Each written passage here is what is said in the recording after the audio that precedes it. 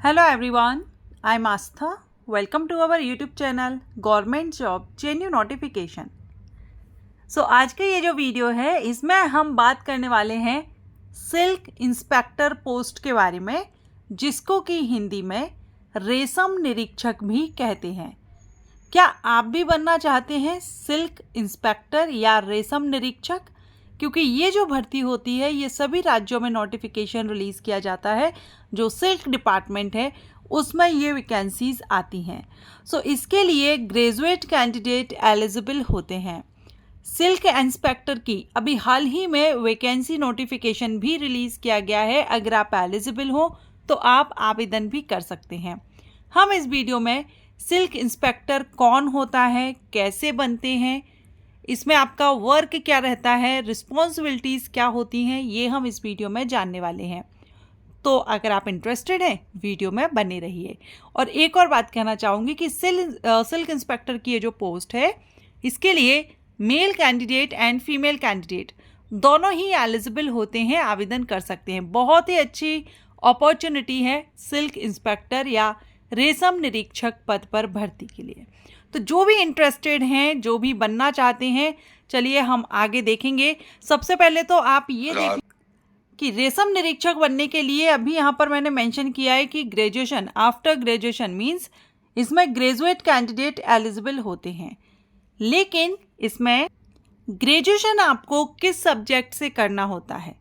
Graduation तो आप हैं, ग्रेजुएट हैं आप, लेकिन क्या इसमें सब्जेक्ट मैटर करता है सिल्क इंस्पेक्टर पोस्ट के लिए? अगर करते हैं तो कौन कौन से सब्जेक्ट्स हैं या डिसिप्लिन हैं, इनमें से अगर आप करें तो आप बन सकते हैं सिल्क इंस्पेक्टर। तो चलिए सबसे पहले हम इसकी एलिजिबिलिटी तो देखेंगे ही, लेकिन पहले जैसा कि आप जानते हैं जब भी मैं जॉब प्रोफाइल वीडियो अपलोड करती हूँ तो उसमें सबसे पहले आपको जॉब रिस्पॉन्सिबिलिटी के बारे में बताती हूँ, जिससे कि आपको ये जानकारी हो जाए कि अगर आप इस पद पर भर्ती होते हैं तो आपको किस तरह का वर्क रहेगा, आपकी रिस्पॉन्सिबिलिटीज़ क्या रहेंगी। उसके बाद हम इसकी एलिजिबिलिटी कंडीशन को कवर करेंगे। चलिए देखते हैं। सिल्क इंस्पेक्टर जो कि रेशम निरीक्षक पद है ये, और गवर्नमेंट से ये वैकेंसीज रिलीज़ होती हैं। तो ये जो पद आपका रहेगा ये गवर्नमेंट है, गवर्नमेंट जॉब रहेगी और परमानेंट जॉब ही इस परमानेंट वैकेंसीज आउट होती हैं इस पद के लिए। तो रेशम निरीक्षक रेशम उत्पादन से जुड़ी गतिविधियों का निरीक्षण, क्योंकि ये निरीक्षक है, इंस्पेक्टर है, तो इनका इंस्पेक्शन करना होता है, निरीक्षण करते हैं। जैसे कि रेशम की खेती, रेशम की जो यूनिट्स हैं, इकाइयाँ हैं, सरकारी समितियों का निरीक्षण, इनकी देखरेख करना, ताकि ये निश्चित किया जा सके कि जो भी कार्य चल रहा है रेशम उत्पादन से संबंधित बहुत से स्ट्रेसेस होती हैं वो सारी गवर्नमेंट रूल्स के अकॉर्डिंग, जो नियम बनाए गए हैं, जो तरीका है, जिस हिसाब से सरकार ने जो रखा गया है मानक, उसके अकॉर्डिंग चल रहा है या नहीं, ये निरीक्षण करना होता है। तो आप यहाँ पर की रिस्पॉन्सिबिलिटीज़ में देख सकते हैं कि रेशम उत्पादन में बहुत सी स्ट्रेसेस होती हैं, जैसे कि सहतूत के, क्योंकि आपको पता होगा सहतूत का पेड़ जो रहता है वहीं पर रेशम के जो कीड़े हैं वो ग्रो करते हैं।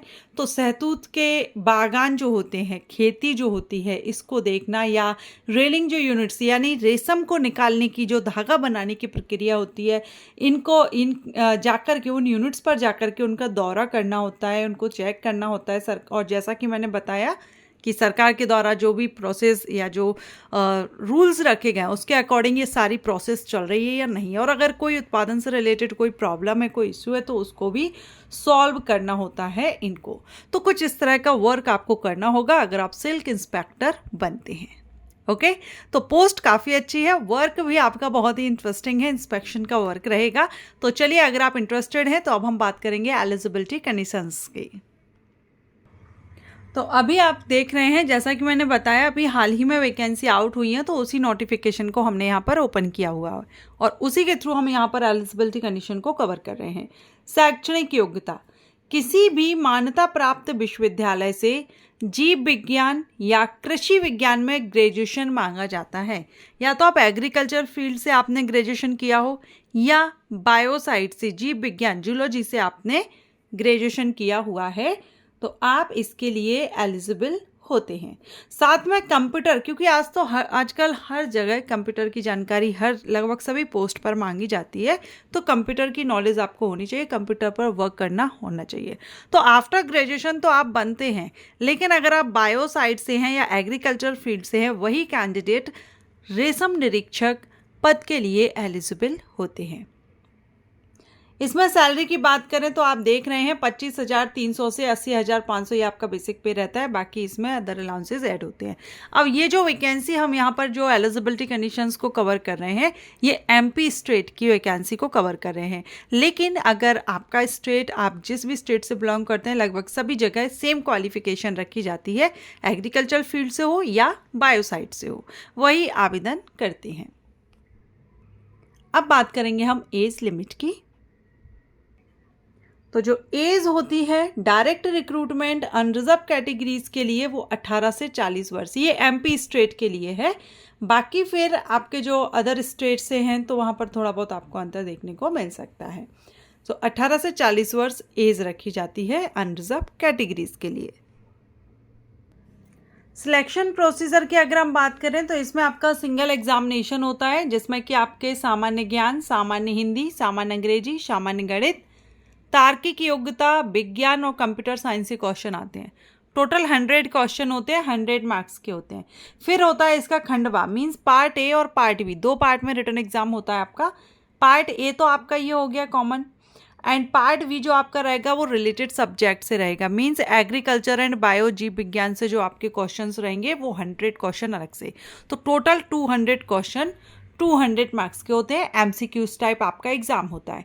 हिंदी और इंग्लिश दोनों ही लैंग्वेजेस में आप एग्जाम दे सकते हैं। जो भी आपका मीडियम है, किसी एक लैंग्वेज में आपको देना होता है, दोनों को एक साथ दोनों में आप सॉल्व नहीं करते हैं। किसी एक लैंग्वेज को आप चूज़ कर सकते हैं, हिंदी में चाहे तो हिंदी में और इंग्लिश में चाहे तो इंग्लिश में आप एग्ज़ाम दे सकते हैं। अब अगर आप इंटरेस्टेड हैं और अप्लाई करना चाहते हैं तो 9 सितंबर से लेकर के 23 सितंबर तक आवेदन चलेंगे। 9 सितंबर से स्टार्ट हो जाएंगे एप्लीकेशन और 23 सितंबर अप्लाई करने की लास्ट डेट रहेगी। अगर आप एलिजिबल हैं, एग्रीकल्चर या जीव विज्ञान से आपने अपना ग्रेजुएशन किया है, आप अप्लाई कर सकते हैं। 15 दिन दिए जा रहे हैं आपको अप्लाई करने के लिए, ठीक है। करेक्शन विंडो आपकी 9 सितंबर से 28 सितंबर तक रहेगी। 20 दिन आपको करेक्शन विंडो के लिए दिए जा रहे हैं। बाकी जो एग्ज़ाम है आपका 28 अक्टूबर को रहेगा। 3 घंटे का एग्ज़ाम रहता है, 2 शिफ्ट में आपका एग्ज़ाम होगा, ठीक है। तो ये यहाँ पर पूरा दिया गया है। एप्लीकेशन फ़ीस की बात करें तो अनरिजर्व कैटेगरी को 500 रहती है और रिजर्व कैटेगरी को 250 रहती है, ओके। तो जो भी कैंडिडेट इंटरेस्टेड हैं, एमपी स्टेट से बिलोंग करते हैं, वो अभी आवेदन कर सकते हैं। और अगर आप एमपी स्टेट से बिलोंग नहीं करते हैं, अदर स्टेट से बिलोंग करते हैं, तो आपके स्टेट में जब वैकेंसी आएगी तो आप उसके लिए अप्लाई कर सकते हैं। ये जो वैकेंसी है ये आपको या तो लोक सेवा आयोग की वेबसाइट पर देखने को मिलेगी, क्योंकि अलग अलग डिपार्टमेंट अलग अलग स्टेट वाइज वैकेंसीज आती हैं। अगर हम एमपी की बात करें तो ये जो एमपी का जैसे सीजी में व्यापम साइट होती है, ऐसे एमपी में ईएसबी साइट है, उस साइट पर नोटिफिकेशन आता है। आप अपने स्टेट में हो सकता है कि किसी स्टेट में आपको लोक सेवा आयोग की साइट पर देखने को मिले, या वहाँ की जो स्टेट वेबसाइट होती है वहाँ पर भी आपको देखने को मिल सकता है। तो जो भी इंटरेस्टेड हो, अप्लाई करने से पहले एक बार नोटिफिकेशन केयरफुली रीड आउट कर लीजिएगा और आपको इसकी रिस्पॉन्सिबिलिटीज़ एंड अदर जो हमने इन्फॉर्मेशन ली, अगर आपको ये जानकारी अच्छी लगी हो तो वीडियो को लाइक एंड शेयर जरूर करें। Thank you.